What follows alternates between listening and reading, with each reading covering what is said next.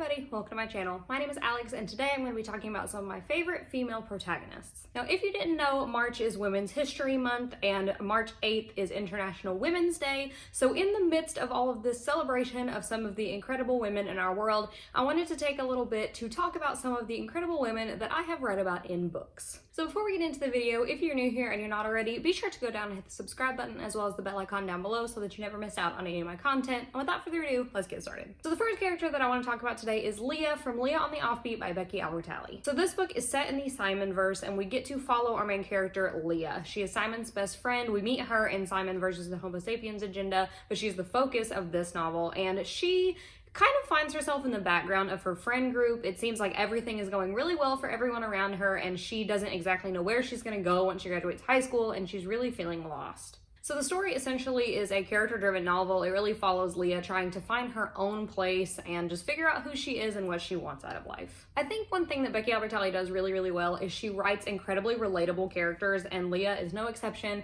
I found myself really relating to her all throughout the novel. Leah is bisexual, so there's great bisexual representation in here if you are looking for that. And Leah as a character, she is such a badass, but she has obstacles that are standing in her way. She's the only child of a young single mom, and so her life is a lot less privileged than a lot of her friends, and Leah is able to acknowledge that without letting it stop her from getting what she wants, which I really appreciated. So in general, if you haven't read this one yet, I'm sure that you probably have, but if you're looking for a really strong, badass, diverse female main character, this is definitely one that you need to pick up. Now you guys know that I cannot make a video talking about favorite female main characters without mentioning Imani from With the Fire on High by Elizabeth Acevedo. Now in this book, Imani is our main character. She is a young teen mom in high school trying to navigate motherhood and taking care of her family. She and her daughter live with Imani's grandmother. They are just trying to make ends meet, but Imani's real passion is cooking, and in the novel she gets to go on a culinary excursion to Spain where she gets to kind of let that passion blossom and try to figure out how she's going to go about the rest of her life. This, you guys know, is my favorite book of all time, and one of the big reasons for that is Imani.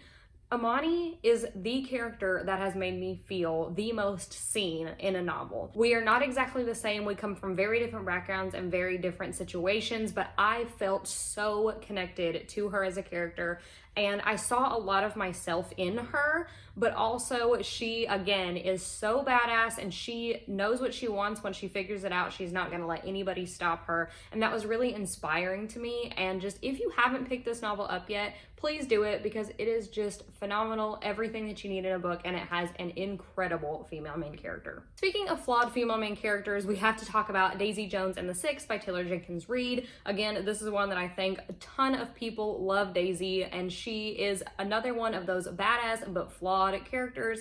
You really get to know Daisy within this novel and you learn every single one of her flaws, and she is not a perfect person by the end of the novel, which is something that I really appreciate. I, of course, love to see character growth and I want my characters to develop throughout the story, but I don't want them to be fixed at the end because I don't think that's realistic. So I think that Taylor Jenkins Reid did a beautiful job with Daisy's character in this novel. She is just inspiring, like all of the ladies that I'm talking about today. She knows what she wants and she's gonna go get it and she's not gonna let anybody stop her. And I just think that she is incredible. So again, if you haven't read this one, go listen to the audiobook. It's a full cast, it's phenomenal. Just go do it, please. I also want to talk about all three of the female main characters, but mainly Grace from The Nowhere Girls by Amy Reed. Now, The Nowhere Girls starts out following Grace, and at the beginning of the novel, she and her family have moved from rural Kentucky up to Oregon. And the house that they wind up moving into used to belong to this girl named Lucy that's around Grace's age.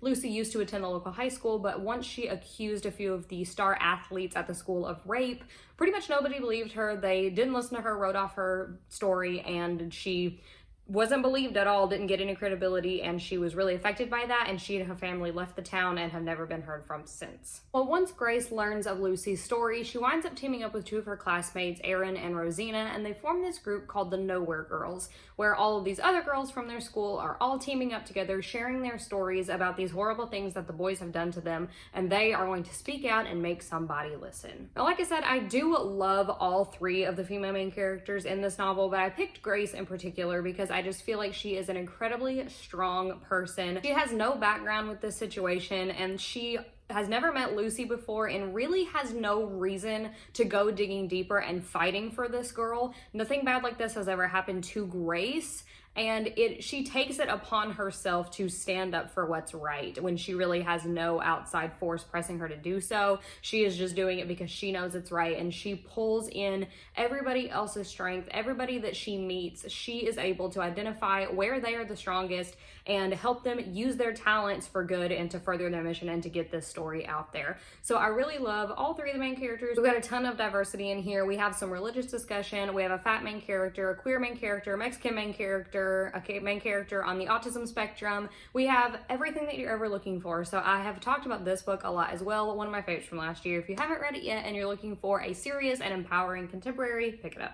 I also have to talk about Harper from A Curse So Dark and Lonely by Bridget Kemmerer. Now, this is a retelling of Beauty and the Beast, and it follows our main character, Harper, who lives in our world. She lives in Washington, D.C., and one day she sees this man trying to take this girl against her will, and Harper runs in and tries to stop it, and she and the man wind up getting transported to this magical world where they meet Prince Ren. Prince Ren is the Beast character in the story, and he, every season, is tasked with finding a girl and trying to make her fall in love with him, and if he can't do it, then he winds up turning into this horrible beast, and he basically slaughters his entire town, and he has to start over at the end of the season, and it just keeps going over and over and over again. Now, this is a really, really phenomenal fairy tale retelling. I haven't read a ton, to be honest, but I really, really appreciated this one and the way that it paralleled the original work, but it didn't make it so obvious and was like, oh, here's the Beauty and the Beast part, don't miss it. Like, it didn't insult the reader's intelligence, which I appreciated.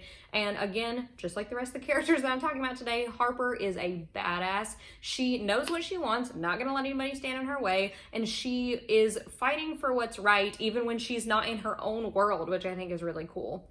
Another thing to point out about Harper is that she does have cerebral palsy, and a lot of characters you would think that would be a hindrance to them, and Harper, it completely is not. She is willing to push through, doesn't care what anybody says about her, doesn't care what anybody thinks. She's gonna do what she wants and what she knows is right. Now, I will say, I'm just gonna go ahead and put a caveat on it. I did not like Harper's character as much in the second novel, but the first novel, definitely enjoyed her character. I also wanted to talk about Evie from The Diviners by Libba Bray. Now again, this is one that there's tons of female main characters in here that are amazing. Evie is probably my favorite, along with Theta.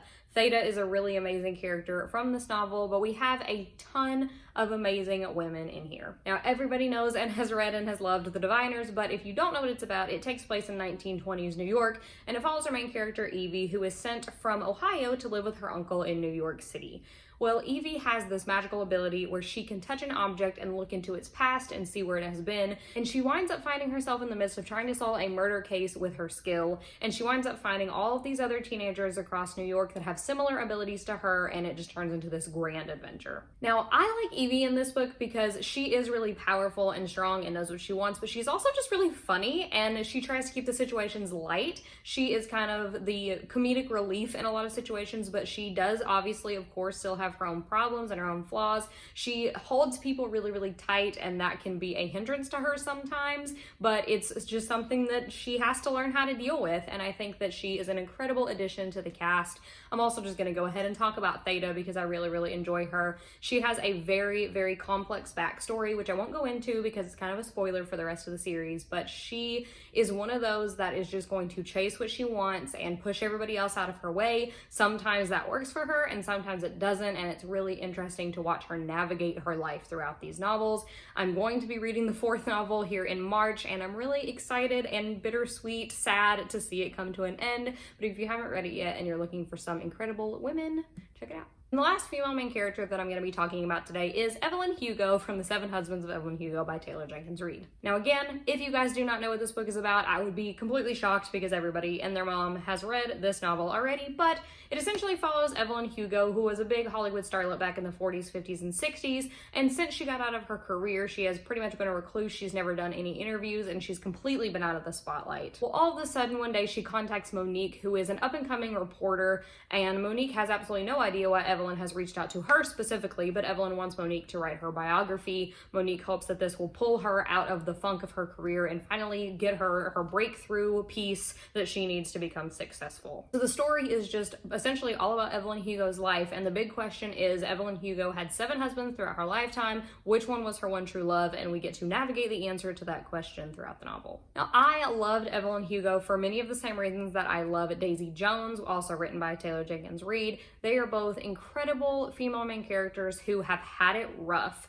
Evelyn Hugo has it rough for a lot of this novel, and you get to learn all about her backstory all the way from childhood up until where she is. Some of her husbands were really great, and some of her husbands were total shitbags, and you get to read about why she was married to all of them. And she just is a very passionate character. You can see that in everything that she does. She does everything to the fullest and with full passion, and that was one of the things that I really, really enjoyed about her. Her story was just so touching to me, and I need to revisit it really soon because I absolutely loved it. So again, I'm pretty sure everybody on the planet has read this book by now, but if you somehow haven't, please pick it up. So that is it for some of my favorite female protagonists. Let me know what you thought in the comments down below, and let me know who your favorite female protagonist is. As always, if you enjoyed today's video, please be sure to go down and give it a big thumbs up, as well as hitting the subscribe button and the bell icon down below so that you never miss out on any of my content. So until next time, bye!